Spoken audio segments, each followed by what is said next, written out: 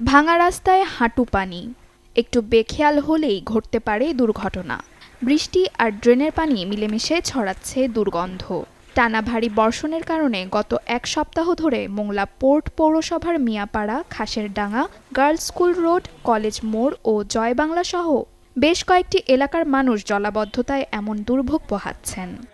বৃষ্টিতে ঘর তলায় যাচ্ছে, আসতে পারতেছি না, রান্না করতে পারতেছি না। দেখেন ঘরের ভিতরে জল, ঘরের ভিতরে থালা বাটি ধোয়া, ঘরের ভিতরে সব বহুত কষ্ট হচ্ছে, বহুত কষ্ট হচ্ছে।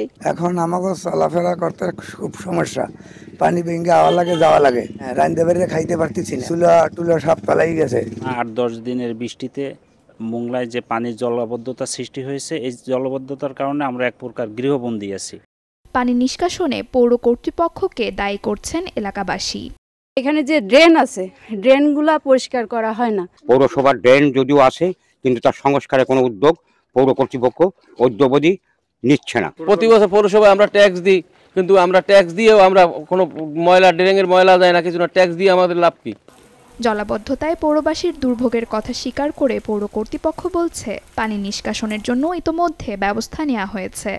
কোথাও কোনো ড্রেন যদি অপরিষ্কার থেকে থাকে, সেগুলো তৎক্ষণাৎ পরিষ্কার করে দেবে, যেন এই জলাবদ্ধতার যে সমস্যাটি তৈরি হয়েছে সেটি খুব দ্রুত নিরসন করা যায়, পানিটা যেন সরে যায়।